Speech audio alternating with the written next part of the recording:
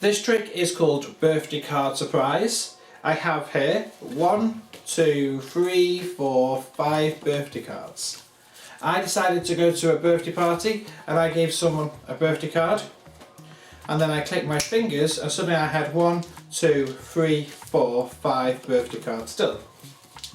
I thought that was strange, let's try that again. So I went to another birthday party, I gave someone a birthday card and I gave another person a birthday card. It was a joint party. So I should have 3 cards left. But instead I had 1, 2, 3, 4, 5 birthday cards remaining. This was odd. I decided, well, maybe we can try our luck again. So I decided we'll go to another party. Now this party had 3 birthday children at it. So I took 1 card, gave it to 1 child, 1 card to another child, and another card to another child. I should have just 2 cards left, but you know I've got 1, 2, 3, 4, 5 cards remaining. It made no sense. The next day there was a school party. There were 4 birthday children there. So I gave 1, 2, 3, 4 birthday cards away. I should have 1 left, but I've got 1, 2, 3, 4, 5 birthday cards remaining. It really made no sense. The very last day, there were 5 birthday children, 5. I gave 1 card out, 2 cards out, 3 cards out, 4 cards out, 5 cards out. I didn't have 5 cards remaining, I had just 1 because that one was my birthday and this card I was keeping for myself. Birthday card surprise is a cool little trick that I came up with. It's based on an old principle that used to use playing cards, and I've taken it and you've done it with birthday cards. Let me show you what I've done with it. So with this you're going to have to modify a couple of cards.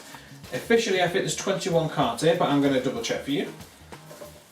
You're going to need 1, 2, 3, 4, 5, 6, 7, 8, 9, 10, 11, 12, 13, 14, 15, 16. Sorry, 16 birthday cards are what you need for this routine. What you're going to do is take 4 of those birthday cards and you're going to gimmick them in a very special way. If I show you the backs, what I've done is taken the birthday card and cut it, the back of the card, right down the centre at a diagonal point.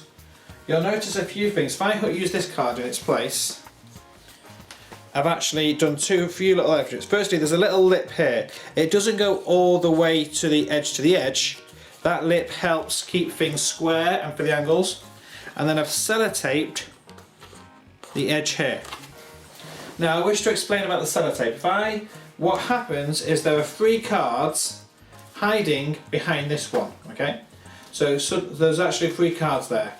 Now the sellotape has to be able to hold those 3 cards without them sticking out the top. So I stick the cards together and then I sellotape it once everything's here. And the tape doesn't really stick to the cards after a couple of times of doing it. So you're going to do that with one of them, then you take 3 cards, make up another one, stick those in there. Sometimes I match up the back of the cards if I'm feeling that necessary. 3 cards in the next one. And 2 cards, only 2 cards go in this one. There's a reason for that, and then you've got a single card left over. Now this is the card that you will give away. When I do this at birthday parties and I want to give the birthday child a card, the card that remains separate to the rest is a card that they end up keeping. Okay? So it's an easy thing to keep track of. If you want to add a card for a boy or a girl, you just take that card is what happens. In regards to the performing, I've actually filled in all these cards, have a magical birthday, amazing Stephen, and all of them. So it doesn't matter which one they get, essentially. What I do is I have these cards, it doesn't matter, this is the one with 2 in it, but it doesn't make a difference really. And I just hold them up and fan them like so. They are a little bit thick. If I hold them like this, you'll see that they are thicker. And you don't want to do this if you've got a different card in the back. If I did one, say this one, you could probably get away with flashing it. No one would really know, especially this one. You know, it looks the same almost. So the trick is this: once you've got these cards set up with the secret cards in behind them, the sellotape holds everything in place, so you don't have to worry about things falling out. I can, pretty much hold these, throw them up in the air. They're still going to stick in 5. I'm not going to worry about things. I'm not going to do any fake passes or builds or anything like that. I've got the cards do the work for me. So the routine is however I wish to do it. If I went to a birthday party, I'll take one card, and for that what I do is I will use this one so you can see what I'm doing, is I just slide the card out and put it down. That's number one. And then if I want to do two more, I've got 1, 2. And that's the first one. Now, that's the first two stages all done from this back card. At this point, what I like to do is just manoeuvre that card to the back here, okay?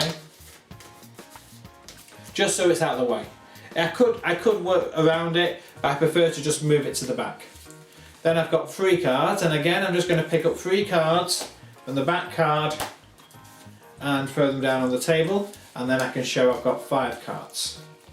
For number 4, when I need to take away 4 cards, I'll manoeuvre that card to there so I've got something tidy. I'm going to take those 3 cards from the back, and then I go to the card behind it and drag out 1 from there as well. So that's 4, okay? Nice and straightforward, and I've still got 5. And now for the 5th card, I do square things up so that some people will expect me to have 5 cards at this point, but I take away the first gimmick, that goes onto the table. I take the card out of the second one, I can flash it if I wish to this time. I can flash all those if I want to.